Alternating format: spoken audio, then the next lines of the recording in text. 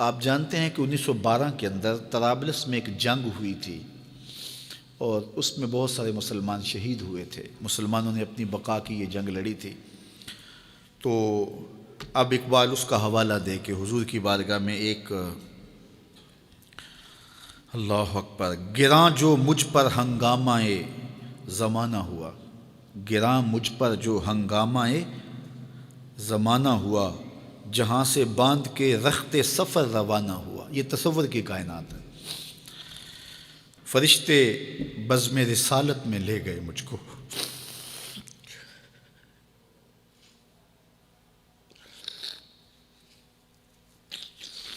وہ کہتے ہیں کہ میں تصور ہی میں جب اس دنیا کے ہنگاموں سے اکتا گیا تو میں نے رخت سفر باندھ لیا. اب شام و سحر کے سفر میں میرے پاس سواری کوئی نہیں ہے اور جاؤں تو کدھر جاؤں، لیکن دنیا سے اکتا کے سامان سفر باندھ کے اپنے دل اور روح، اعلیٰ حضرت نے کہا تھا نا، جان و دل ہوش و خرد سب تو مدینے پہنچے، تم نہیں چلتے رضا سارا تو سامان گیا. تو اقبال نے بھی سارا سامان باندھ لیا. تو پھر سواری کیا آئی؟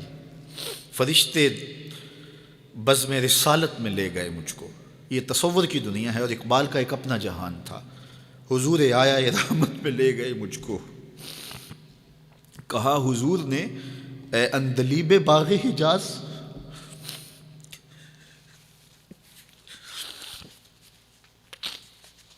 کہا حضور نے اے اندلیب باغ حجاز، کلی کلی ہے تیری گرمی نوا سے گداز، ہمیشہ سرخوش جام ولا ہے دل تیرا، فتادگی ہے تیری غیرت سجود و نیاز. نکل کے باغ جہاں سے رنگ بو آیا، نکل کر باغ جہاں سے رنگ بو آیا، ہمارے واسطے کیا تحفہ لے کے تو آیا.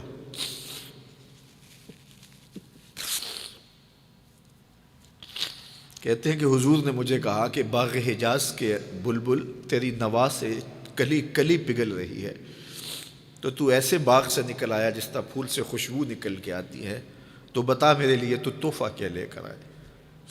اب اقبال کا جواب سنیے. حضور دہر میں آسودگی نہیں ملتی،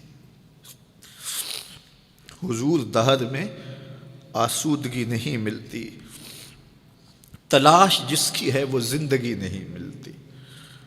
ہزاروں لالا و گل ہیں ریاض ہستی میں، وفا کی جس میں بو ہو وہ کلی نہیں ملتی. مگر میں نظر کو ایک آبگینہ لایا ہوں. یہ 1912 کی بات ہے جب طرابلس کی جنگ لگی تھی. مگر میں نظر کو ایک آبگینہ لایا ہوں، جو چیز اس میں ہے جنت میں بھی نہیں ملتی. جھلکتی ہے تیری امت کی آبرو اس میں، طرابلس کے شہیدوں کا ہے لہو اس میں. اگر اس دور میں اقبال ہوتا اس کا کلیجہ پھٹ جاتا. اللہ اس شخص کی قبر پہ کروڑوں رحمتوں کا نزول کرے اور امت کو پوری دنیا کے اوپر وحدت نصیب فرمائے. یہ امت علم کی، عمل کی راہوں سے گزر کے اپنی منزل کی طرف گامزن ہو اور وحدت کے حقیقی اجالے اس امت کو نصیب ہوں، اور بھٹکا ہوا آہو پھر سوئے حرم پہنچے اور یہ امت ایک منزل کی طرف وحدت فکر کے ساتھ، وحدت عمل کے ساتھ آگے بڑھے اور کھویا ہوا وقار اس کو نصیب ہو.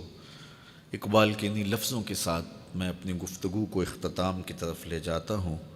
بھٹکے ہوئے آہو کو پھر سوئے حرم لے چل، اس شہر کے خوگر کو پھر وسعت صحرا دے. میں بلبل نالہ ہوں اس اجڑے گلستاں کا، تاثیر کا سائل ہوں محتاج کو داتا دے. فکر اقبال کی روشنی میں اللہ ہمیں آگے بڑھنے کی توفیق دے.